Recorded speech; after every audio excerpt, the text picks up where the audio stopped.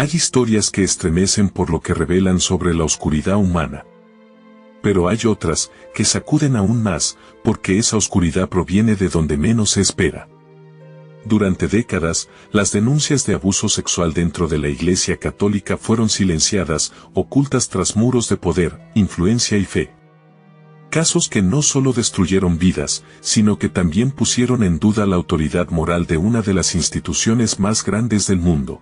En este episodio de Ecos de Misterio, repasaremos 3 de los casos más impactantes ocurridos en Argentina, el del sacerdote Julio César Grassi, el del obispo Gustavo Sanchetta y el del sacerdote italiano Nicola Corradi, junto a Horacio Corbacho, implicados en los abusos del Instituto Próbolo.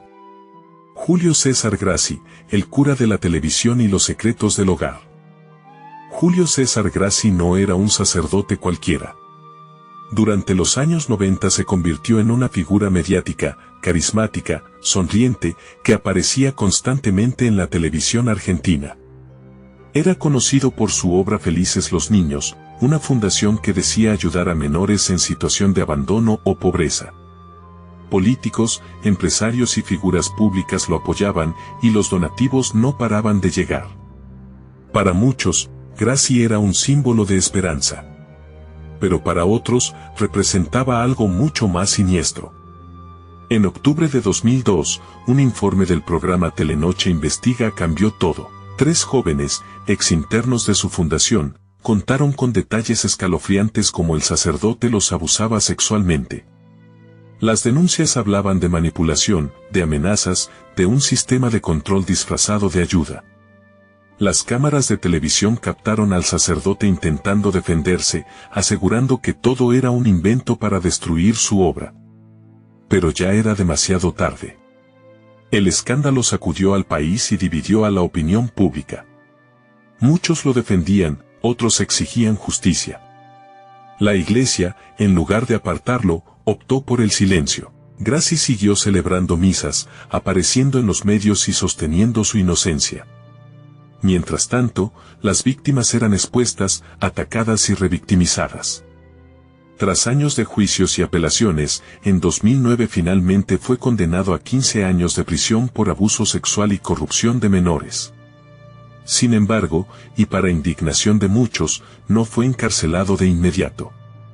Siguió libre, viviendo en una casa de su fundación, bajo una especie de protección no oficial. No fue hasta 2013, cuando la Corte Suprema de Justicia confirmó la condena, que Grassi fue detenido y llevado a prisión. En ese momento, el país entero vio caer a un hombre que había construido una imagen de santidad, sobre el sufrimiento de los más vulnerables. Hoy, Julio César Grassi continúa siendo un nombre cargado de vergüenza y dolor. Un recordatorio de cómo el poder, la fe y el silencio pueden entrelazarse para ocultar los peores crímenes.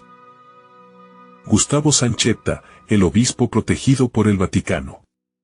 Gustavo Óscar Sanchetta fue durante años una de las figuras más cercanas al entonces cardenal Jorge Bergoglio. Para muchos dentro de la Iglesia, era un hombre brillante, disciplinado y con futuro prometedor. Por eso, cuando en 2013 fue nombrado obispo de Orán, en el norte argentino, su designación fue vista casi como un reconocimiento a su lealtad y a su buen desempeño pastoral. Pero apenas instalado en la diócesis, comenzaron los primeros rumores.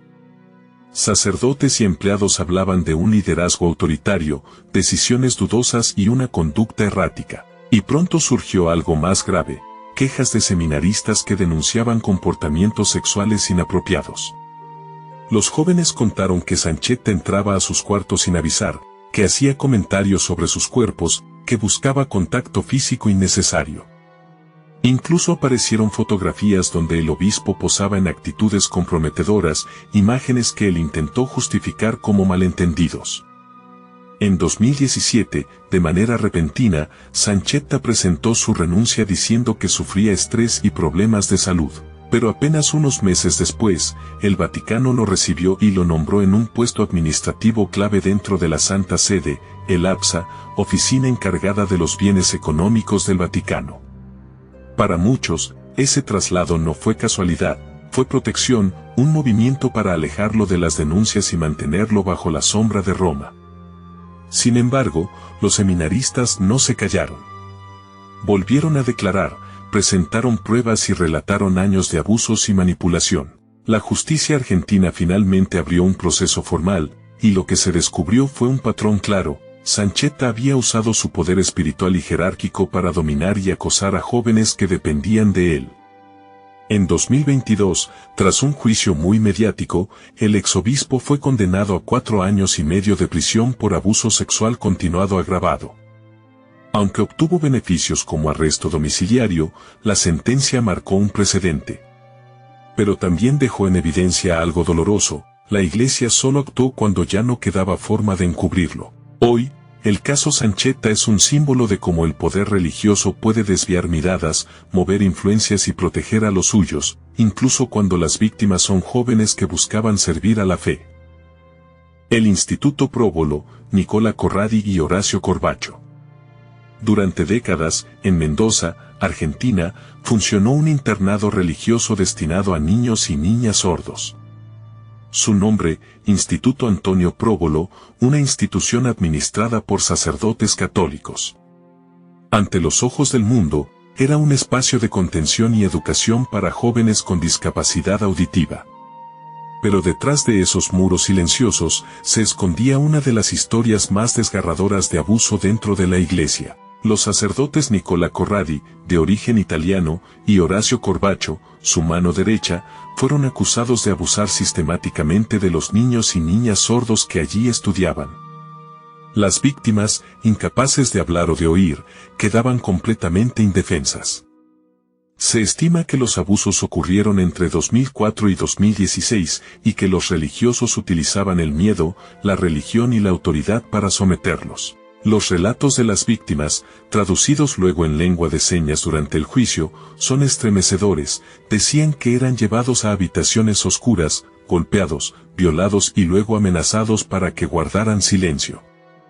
Algunos contaban que les obligaban a rezar después de los abusos, como si aquello fuera una penitencia.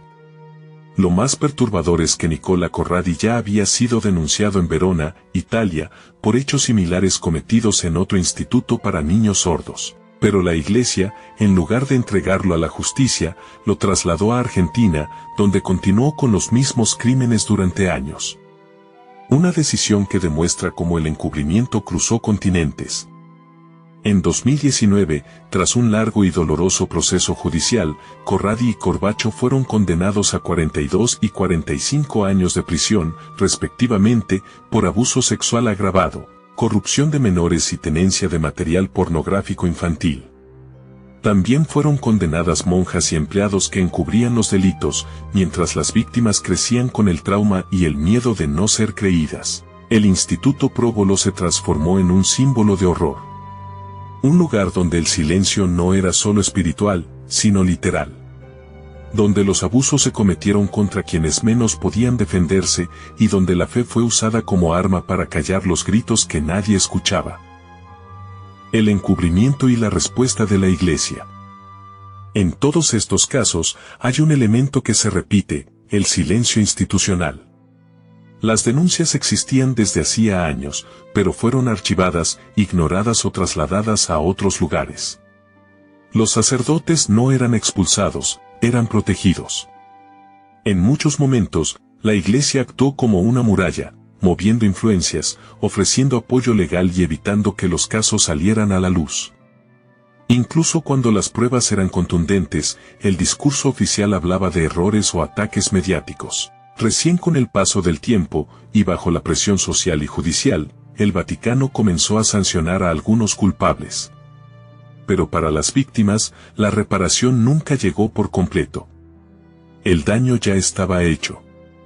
Cada testimonio, cada juicio, fue un paso más hacia la verdad, pero también una muestra del dolor acumulado por décadas de encubrimiento.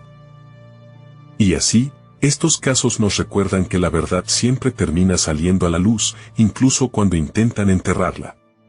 Si quieres seguir descubriendo más historias oscuras, más crímenes silenciados y más misterios que estremecen, no olvides suscribirte a Ecos de Misterio, dejar tu like y activar la campanita. Porque aún quedan muchas historias por contar. Y tú sabes que aquí, siempre las contamos todas.